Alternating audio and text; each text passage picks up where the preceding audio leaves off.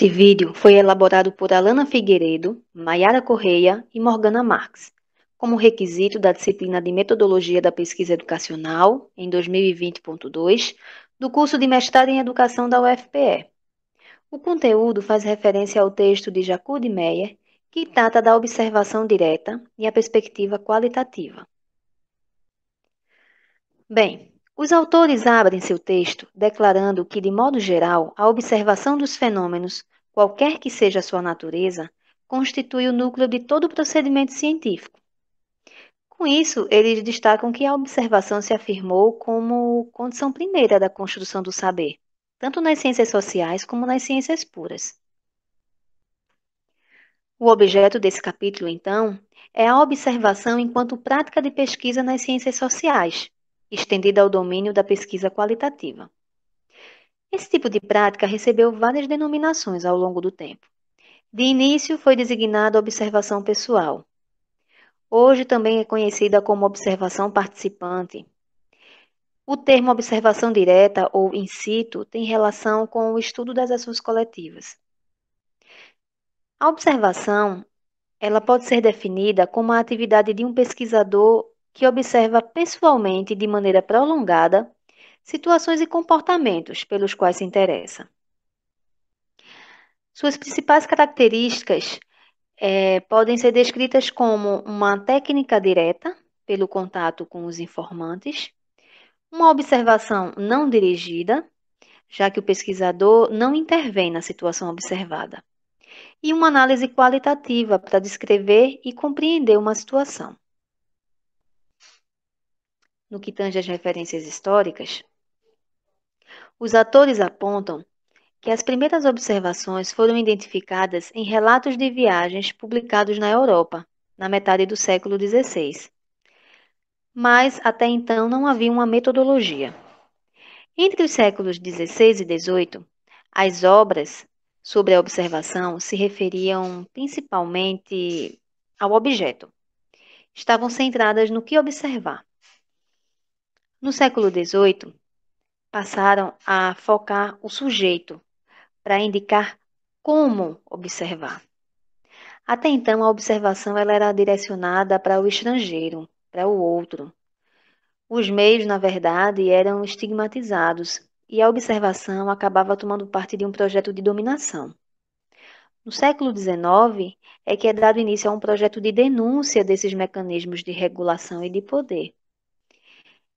No final desse mesmo século, é que a observação ela passa a ser institucionalizada no meio universitário. No século XX, é que surgem debates sobre como dissociar o sujeito do objeto para a produção de sentidos. Bom, sobre as posições epistemológicas e a observação direta, os autores chamam a atenção que existe uma distinção das concepções de observação segundo cada posição epistemológica.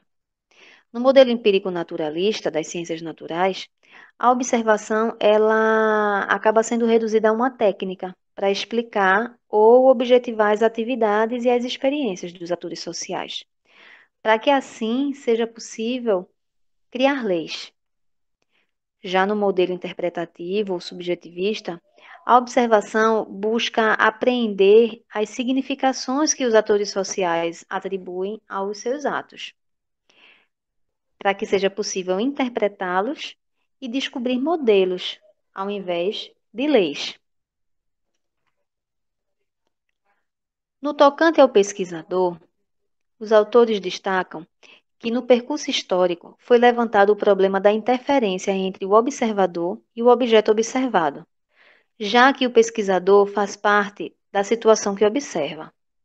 Essa polêmica gerou um debate e sistematizações sobre o papel e a posição do pesquisador.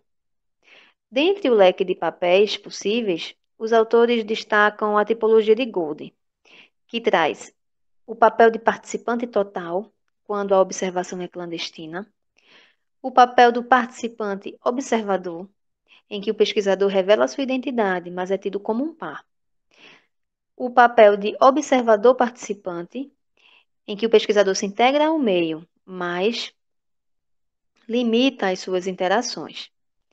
e o papel do observador total, quando ele não se posiciona. Sobre a posição do observador em relação ao objeto, eles apontam que existe o modelo da passividade ou da retração, onde o sujeito e o objeto estão dissociados.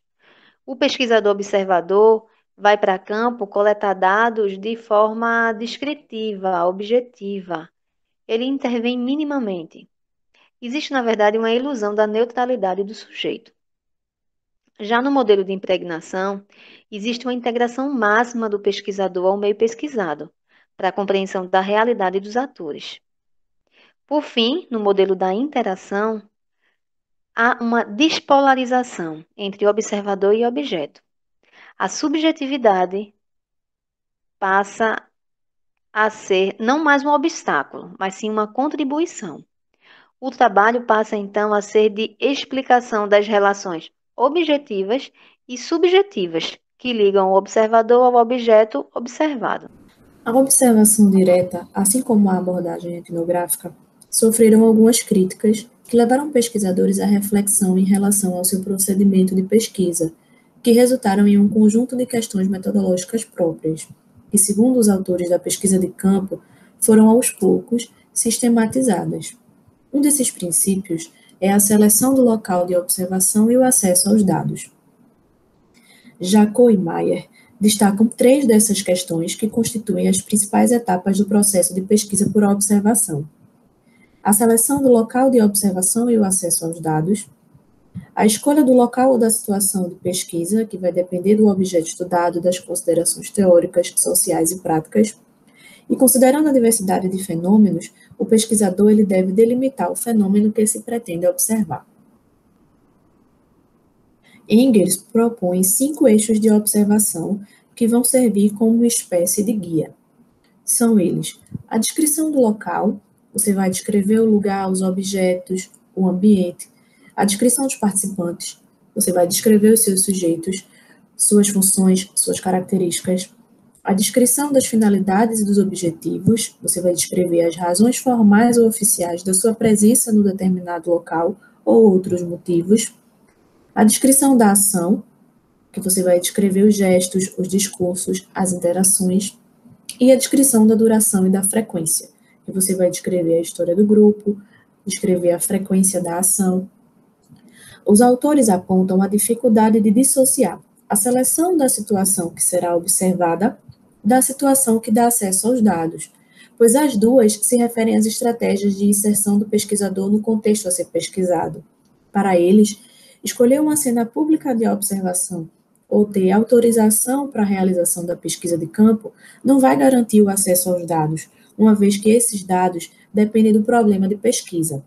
Eles ressaltam que as orientações epistemológicas do pesquisador vão determinar suas estratégias e os papéis adotados em campo. Como o pesquisador, em primeiro momento, ele não conhece o campo antes de iniciar a sua pesquisa, assim como ele também não conhece os sujeitos, se faz necessário uma aproximação, a fim de estabelecer uma confiança mútua e favorecer a realização da sua pesquisa. Essa observação, ela exige que o pesquisador passe um tempo considerável no campo, para assim coletar os dados que sejam suficientes para a elaboração das suas interpretações. Eles destacam também que, na ausência de um objetivo, o observador ele reúne um grande conjunto de informações que, posteriormente, ele pode ter dificuldade ao analisar, organizar ou interpretar. A observação, segundo Achtuf, denota prática e aprendizagem. Uma capacidade de decodificação deve ser adquirida. Ela se produz com as anotações sistemáticas e uma atenção constante a tudo que se passa, e, sobretudo, um esforço regular de revisar o conjunto dos acontecimentos diários. É assim que ocorrem as associações e as relações carregadas de significações. Então, nesse sentido, o pesquisador ele deve ser discreto, neutro, ele deve se esforçar em memorizar e anotar suas observações e informar as pessoas envolvidas na sua pesquisa qual é a natureza do seu trabalho. Outro princípio metodológico são os informantes chaves, que são referência para o pesquisador ter acesso aos demais sujeitos de campo, seja por indicação ou por intermédio de contatos. Para alguns autores, os bons informantes, eles se caracterizam por sua espontaneidade, disponibilidade e produtividade. Também ele sugere um modo de seleção desses informantes que se baseia em 3 etapas. O pesquisador ele conversa de início com as pessoas que ele encontra casualmente em seus deslocamentos, e a partir daí ele pode buscar dados que possibilitem fazer comparações com vista a selecionar uma amostra de informantes que apresentem características requeridas segundo o modelo estatístico. E por fim ele pode escolher seus interlocutores em função das informações precisas que procuram. Weiner e Schouffu, eles propõem um método de seleção mais oportunista. Já Bernard, ele crê que essa seleção ela vai se basear em critérios menos metódicos, tais como a sorte ou a intuição, por exemplo. A produção e a análise de dados. Neste tópico, e se tratando da coleta de dados e da sua produção, as reflexões e as orientações metodológicas, elas estão centralizadas na seleção dos dados que são observados e na classificação das anotações de campo. A seleção dos dados, ela pode ser um problema, já que o pesquisador não pode observar tudo. Alguns autores, eles sugerem que seja realizado um processo como um funil, que vai considerar os principais acontecimentos, fenômenos e informações que forem mais importantes ou relevantes. Essas observações, em primeiro momento, elas devem ser descritivas, e as interpretações a partir delas vão orientar as seguintes. Essa diversidade de dados, que são obtidos através da observação, pode enriquecer a pesquisa. Schutzman e Strauss distinguem 3 tipos de anotações de campo: as metodológicas, as teóricas e as descritivas. A primeira se refere à descrição do desenvolvimento das atividades da pesquisa e no relatório sobre a integração social do pesquisador no meio observado. A segunda objetiva construir uma interpretação teórica da situação pesquisada. E, por fim, a terceira vai registrar o trabalho de percepção que foi vivenciado e relatar exclusivamente a situação de observação. Esses relatórios descritivos, eles devem conter a data, o local, o nome dos sujeitos, o horário e a duração da observação. Daí, existe a necessidade de transcrever o mais rápido possível aquilo que se foi coletado. O registro de anotações realizadas durante a observação, eles podem possibilitar uma descrição narrativa e uma melhor compreensão dos fenômenos que foram observados, invocando a subjetividade do pesquisador. Os autores eles atentam para a reflexão ou até a ausência dela na interpretação dos dados obtidos através da observação. Segundo eles, essa pouca profundidade que às vezes acontece, esse pouco esclarecimento, ou informações insuficientes, a falta de explicação das categorias e o uso inadequado das anotações da observação pode dificultar pode resultar na falta de confiabilidade da pesquisa. A análise dos dados, ela deve se embasar na posição teórica e epistemológica do pesquisador. Então, esse trabalho ele exige desse pesquisador a interpretação e análise dos seus dados. Eles destacam alguns critérios gerais que são aplicados aos dados de observação, que buscam garantir maior validade de pesquisa. São eles: a proximidade das fontes, que é estar próximo ao campo pesquisado; a inter e intrassubjetividade, que é a concordância nessa descrição de uma situação por variados observadores, que vai aumentar a validade da pesquisa; a saturação, quando todos os dados eles chegam a ser redundantes; a exaustividade, que é a possibilidade de explicar a totalidade daquilo que foi observado; e, por fim, a consistência, que vai constituir a garantia de uma validade considerável da pesquisa. Portanto, analisar dados de uma pesquisa exige desse pesquisador uma transparência através do seu diário de campo, por exemplo, e de uma triangulação teórica. As questões éticas nas pesquisas, desde suas origens, buscam fornecer princípios orientadores para o agir humano. Toda pesquisa que se refere a indivíduos ou grupos sociais está passível de acarretar problemas éticos. Por isso, é essencial estabelecer um compromisso entre as exigências metodológicas de uma parte e deontológicas de outra.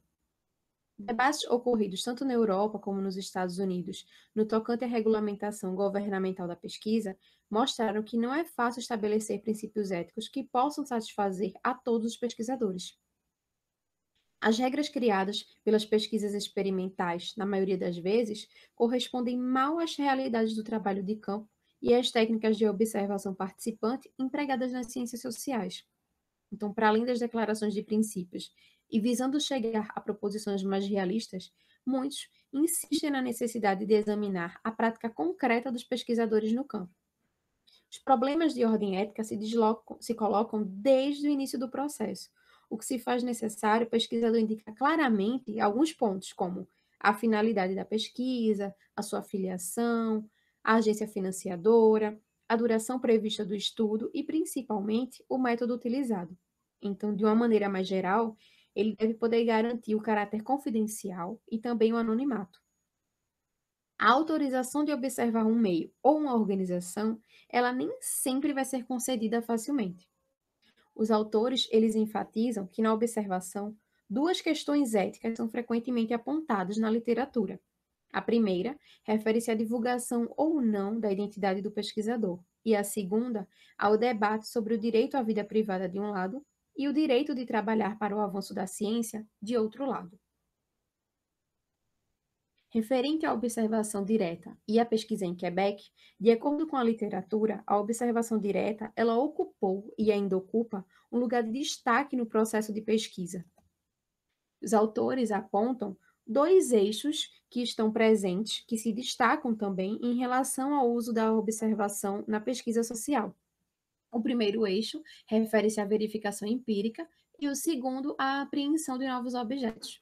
No primeiro, a observação ela não é mais do que um método passível de garantir um grau de validade mais elevado, enquanto que no segundo, ela foi amplamente utilizada nas ciências humanas e utilizada também como instrumento de coleta de dados quando ainda havia falta de dados e de análises empíricas para o estudo de um grupo social ou de um meio de vida. É neste segundo eixo que temos exemplos de pesquisa que visam ilustrar os diferentes usos da observação direta em Quebec. Então, a observação participante, ela se insere em práticas e campos disciplinares muito diversificados, como a antropologia, a sociologia, a psicologia, a educação, a saúde, a assistência social, entre outros. Mas é no setor da educação e da psicologia que ela é frequentemente utilizada. Por fim, concluímos que a observação participante ela enfrentou diversas críticas severas, especialmente em termos da cientificidade, no contexto da dominação do empirismo quantitativo durante os anos 50. Mas tais críticas não enfraqueceram essa abordagem, muito pelo contrário, reforçaram o seu reforço, incitando os praticantes a uma transparência metodológica, por meio da publicação de relatórios de pesquisa e reflexões epistemológicas e metodológicas. Os autores, eles admitem que a observação, da mesma maneira que qualquer outro método de pesquisa, apresenta possibilidades e limites, dos quais é preciso sempre estarmos conscientes. Salientam que a observação, apesar das várias teorizações sobre o lugar do pesquisador em sua relação com o objeto, dispunha de dificuldades no plano de subjetividade inerentes a esse tipo de procedimento.